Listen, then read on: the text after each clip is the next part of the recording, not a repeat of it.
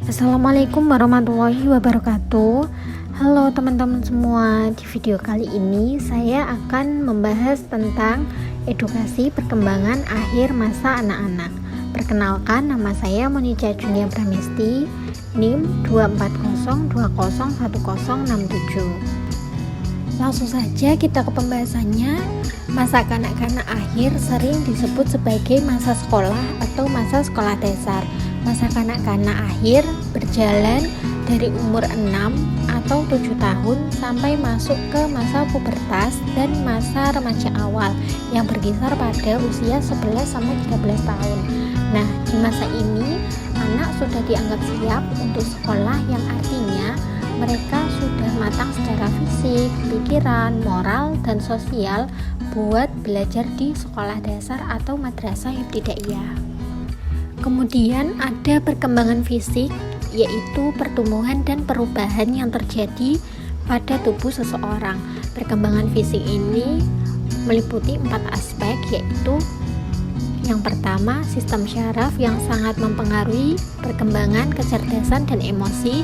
Yang kedua, otot-otot yang mempengaruhi perkembangan kekuatan dan kemampuan motorik. Yang ketiga, kelenjar endokrin yang menyebabkan munculnya pola-pola tingkah laku baru. Yang keempat, struktur fisik atau tubuh yang meliputi tinggi, berat, dan proporsi. Jadi perkembangan fisik itu adalah perubahan dan pertumbuhan pada anak yang bisa dilihat secara langsung, seperti tinggi badan, berat badan, dan kekuatannya. Ini menjadi dasar penting untuk anak tersebut bisa lebih aktif untuk mengembangkan berbagai keterampilannya, menjadi lebih mandiri dan tanpa bantuan orang tua. Agar perkembangan fisik berjalan baik dan sesuai dengan usia anak-anak, mereka juga perlu asupan makanan yang bergizi dan nutrisi yang cukup untuk memastikan pertumbuhan dan perkembangan anak tidak terhambat. Faktor yang mempengaruhi perkembangan kognitif ada pendidikan, lingkungan keluarga, genetik, nutrisi, pengalaman dan stimulasi, kesehatan mental dan fisik, dan yang terakhir ada teman sebaya. Jadi perkembangan kognitif itu tentang bagaimana anak berpikir, memahami, mengingat, dan memecahkan masalah.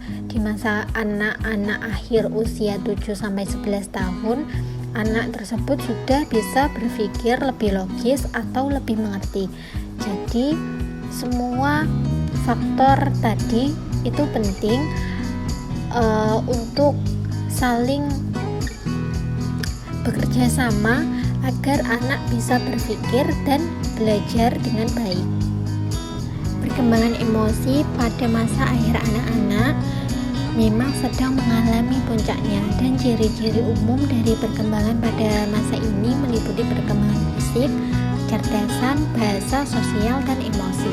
Faktor yang mempengaruhi emosi pada masa akhir anak-anak yang pertama ada empati, yaitu kemampuan anak untuk melihat kesulitan orang lain dan merasakan emosi mereka. Yang kedua, perkembangan kode moral, yaitu anak mulai paham tentang benar dan salah. Yang ketiga, hubungan keluarga, yaitu hubungan yang baik dengan keluarga dapat membantu anak mengembangkan keterampilan sosial dan emosional yang sehat. Kemudian yang keempat, perubahan kepribadian.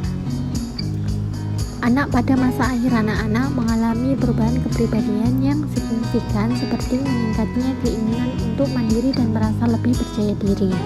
Perkembangan emosi siswa SD dipengaruhi oleh beberapa aspek, yaitu kondisi anak dan aspek belajar. Kemudian pengalaman siswa dalam mengikuti pembelajaran yang dapat memberikan dukungan terhadap perkembangan emosi, yaitu belajar mencoba, meniru, mempersamakan diri, dan lain sebagainya. Perkembangan sosial pada masa akhir anak-anak. Pada fase ini kontak sosial lebih baik daripada sebelumnya, sehingga anak lebih senang bermain, berbicara dalam lingkungan sosialnya. Disimpulkan bahwa teman sebaya memiliki peranan yang penting dalam perkembangan sosial mereka, karena teman sebaya bisa belajar dan mendapatkan informasi mengenai dunia anak dari luar keluarga. Perkembangan intelektual dan kreativitas. Perkembangan intelektual pada dasarnya berhubungan dengan konsep-konsep yang dimiliki seseorang.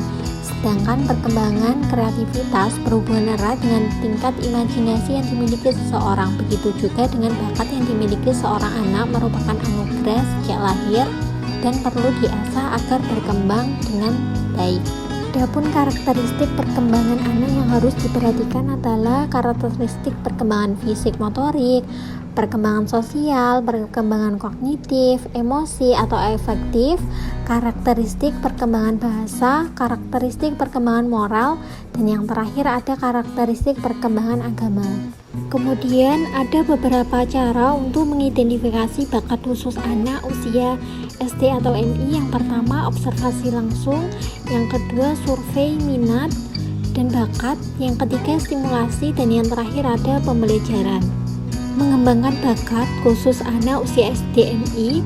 Yang pertama, lingkungan yang mendukung atau stimulasi lingkungan. Yang kedua, pendidikan dan pelatihan atau kegiatan ekstrakurikuler. Yang ketiga, dukungan positif atau motivasi positif, memberikan semangat. Dan yang terakhir, memberikan peluang. Sekian yang dapat saya sampaikan. Jika ada kurang dan lebihnya, saya mohon maaf sebesar-besarnya. Saya akhiri. Wassalamualaikum warahmatullahi wabarakatuh.